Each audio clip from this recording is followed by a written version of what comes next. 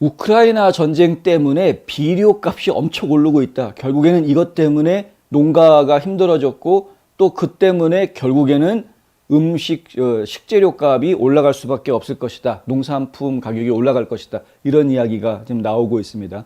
러시아가 우크라이나를 침공한 이후에 해운 회사들이요, 러시아에 있는 항구를 들리지 않기 때문에 생기는 문제라고 합니다. 상페테르스부르크에 있는 항구에 정박하지 않으려고 이 해운 회사들이 러시아 정박을 보이콧하다 보니까 국제 식료품 시장의 생태계가 위협을 받고 있기 때문이다. 월스트리트저널에서 이 같은 보도를 내놓았는데요.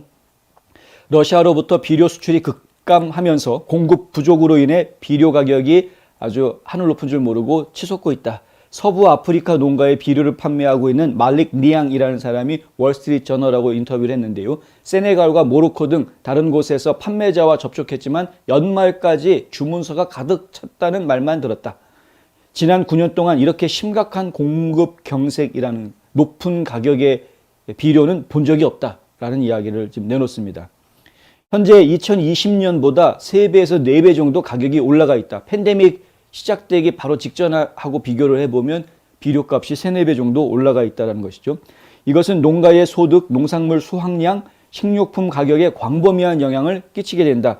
왜냐하면은 일단 먼저 설명을 드리자면 농산물 수확량부터 말씀을 드려야 되겠는데, 비료 가격이 올라가니까 비료를 예전보다 적게 쓰겠다라는 농가들이 많이 나오고 있다라는 이야기를 합니다. 실제로 여러 농가들을 월스트리트저널에서 인터뷰를 해서 소개를 하고 있는데요. 예전보다 비료를 절반만 쓰겠다, 이런 농가들이 있다는 것이죠. 그런데 이렇게 비료를 절반만 쓴다라는 이야기는 바꿔서 이야기하면 다른 비료를 쓴다라는 것이거든요. 돈을 더 적게 들이고 사용할 수 있는 재래식 비료들, 예를 들면은 동물들의 배설물이라든가 그런 것들을 이제 비료로 옛날식으로 쓰게 되는데, 이렇게 되면은 옛날식 비료를 쓰게 되면 그러면 문제가 뭐냐면 수확량이 떨어진다라는 게 농가들의 한결같은 이야기입니다. 예전에 아주 좋은 화학 비료를 썼을 때보다는 훨씬 더 수확량이 떨어질 것이다. 수확량이 떨어지게 된다는 것은 농가 소득이 줄어들게 되는 그런 이야기가 되는 것이고요. 농가 소득의 피해를 보는 부분은 어느 정도 보완하기 위해서는 가격을 올릴 수밖에 없는 것이죠. 그러면 식료품 가격도 함께, 원가가 올라가니까 식료품 가격도 다 올라갈 수밖에 없고, 식당에 있는 식당의 음식 가격도 다 또 올라갈 수밖에 없고, 그렇지 않아도 지금 이미 다 많이 올라가 있는데 더 올라갈 수밖에 없는 이런 상황들이 지금 펼쳐지게 되는 겁니다. 네, 지금 이제 막 시작된 문제이기 때문에 앞으로 이 문제가 얼마나 더 커질지는 저희가 또 진행을 좀 두고 봐야 된다. 전쟁을 시작한 지 이제 2달째로 접어들었습니다. 처음에는 며칠 만에 전쟁이 끝날 줄 알았는데 일단 시작해놓고 보니까 만만치 않은 거죠. 우크라이나 아주 열심히 우크라이나가 싸우고 있고 서방 세계에서 무기를 계속 대주고 있고 특히 미국에서 좋은 무기들을 많이 보내주니까 러시아군은 잘 막아내고 있는 상황입니다. 러시아 쪽에서는 상황이 여의치 않으니까 핵 쓰겠다라고 지금 겁박을 하고 있지만, 하지만 서방 세계에서는 너 핵무기 썼다가는 오히려 너한테 안 좋을 거다라고 지금 이제 이야기들이 나오고 있는 상황이고요.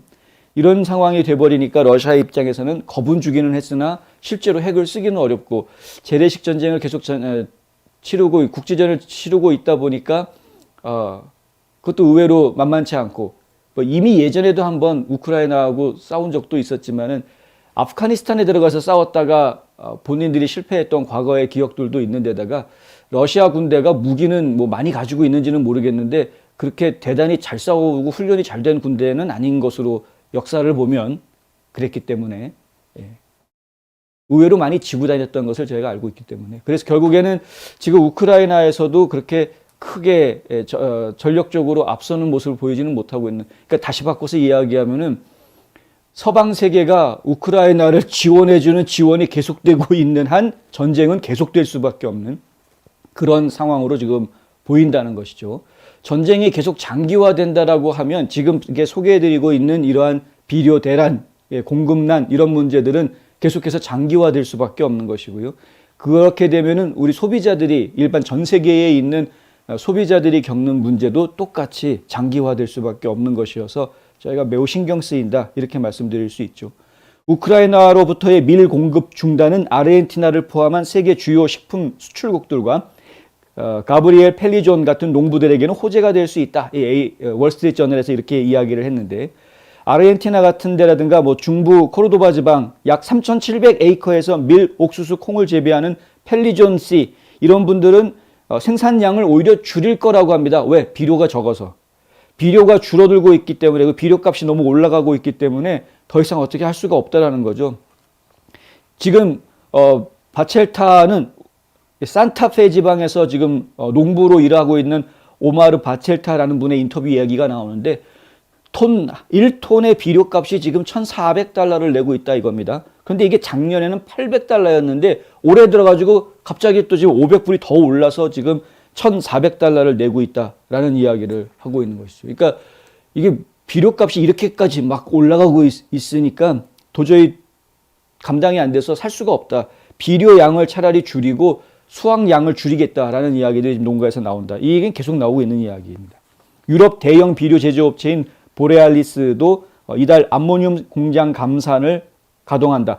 감산 가동한다. 그러니까 암모늄 생산을 줄인다라는 것이죠. 암모늄이 이런 비료를 만드는데 굉장히 중요한 그런 재료로, 질소 비료를 만드는데 중요한 재료로 사용이 된다고 합니다. 근데 이 암모늄 헝가리에 있는 니트로겐베크 같은 경우에도 암모늄 생산을 아예 일시 중단하겠다 이렇게 나왔고요. 노르웨이에 있는 최대 비료 생산업체인 야라 인터내셔널, 이 야라 인터내셔널 같은 경우에도 3월 초에 이 프랑스와 이탈리아의 공장에서 생산량을 줄여라라고 지시를 했습니다. 유럽 암모늄과 요소 생산량을 45%까지 줄여라 이렇게 지금 조치를 취해 놓은 상황입니다. 지금 요소, 암모늄 이런 것들이 비료 제작에 필요한데 이런 것들이 지금 다 줄어들고 있는 그런 상황입니다. 야라 인터내셔널의 크리스틴 노르달 대변인은 내년 시즌에는 이미 취약한 상황에 처한 국가들이 특히 식량과 비료의 순수입에 의존할 경우 상황이 더 악화될 것으로 우려된다 이런 이야기를 했다고 합니다. 그러니까 올해보다 내년에 더 악화될 수도 있다라는 이야기들이 지금부터 벌써 나오고 있는 상황입니다. 미국도 사정이 다르지는 않습니다. 일리노이주 디어필드에 본사를 두고 있는 질소 비료 제조업체 CF 인더스트리 홀딩스의 토니 윌 CEO는 이렇게 이야기하는데요. 천연가스 가격이 낮아진다고 하더라도 암모늄 공장을 재가동하는 것은 비용이 너무 많이 들기 때문에 지금 고민이 많다라는 것이죠. 이 회사 작년 9월부터 영국에 있는 공장 하나를 폐쇄한 상태라고 합니다. 윌 사장은 적어도 3개월에서 6개월 동안 수익을 낼 수 있는 것처럼 보이는 창구가 필요한데 그렇지 않으면 스타트업 프로세스를 시작하는 게 매우 어렵다. 이미 닫아놓은 공장을 다시 여는 건 너무 힘들다라는 거죠. 현재로서는 그 창구가 생길 가능성은 없다고 본다. 정부기관이 직접 돈을 다 되져가지고 문 닫았던 공장도 다시 열어라. 그리고 재료 넣어줄게. 뭐 이런 식으로 도와주지 않고서는 민간 기업 입장에서는 그 많은 돈을 감당하기는 쉽지 않다. 뭐 이런 상황인 겁니다. 그러니까 이미 지금 공장들이 문을 닫거나 생산량을 이미 줄여오고 있었던 과거부터, 그러니까 우크라이나 전쟁이 일어나기 이전부터 이미 가스값이 올라가고 석유 가격이 올라가면서 그러면서 공장 운영을 좀 줄이거나 폐쇄하는 그런 일들이 이미 비료 제조업계에 이미 있어 왔는데, 그런데 지금 우크라이나 전쟁이 벌어지면서 이 상황이 좀 더 심각해졌다는 것이죠. 근데 과거에 가스값이 올라갔을 때 서방 세계에서 공장의 가동률을 줄였던 이유는 러시아 같은 데에서 원료들을 그냥 사오는 게 더 수지타산이 맞았기 때문에 그렇게 했던 겁니다. 그랬는데 그래가지고 이제 지금 공장은 오히려 문을 닫거나 줄이고 차라리 그냥 저쪽에서 사오는 게 낫다 이런 식으로 했었는데 그 러시아에 대한 의존도가 높아졌던 것이 지금 전쟁 때문에 거기 러시아 쪽에서 이걸 받아올 수 없는 상황이 돼버리니까 이런 문제가 좀 생기는. 만약에 여기에다가 지금 중국이 러시아를 도와주겠다라는 이야기들이 있었는데 중국이 러시아를 주지 마라라고 또 지금 나토도 이야기하고 이제 미국도 이야기하고 있지 않습니까? 이런 상황에서 나토와 미국이 중국에 대해서 러시아처럼 제재 조치 가하겠다 이렇게 나와버리면은 그러면은 중국으로부터도 또 수입을 하지 못하는 제재를 해야 되니까 그런 상황들이 벌어질 때 더 심각한 문제가 생길 수도 있겠다. 이게 예사롭지 않은 이야기고요. 이 이야기는 그냥 올해 끝나는 게 아니라 내년으로도 영향을 줄 수 있는 상황이다라는 이야기들이 이미 업계에서는 나오고 있다는 점도 저희가 기억을 해야 되겠다. 한동안 음식 가격이 계속 올라가고 식료품 가격이 한동안 계속 더 올라갈 거를 각오를 하셔야 할 것 같습니다.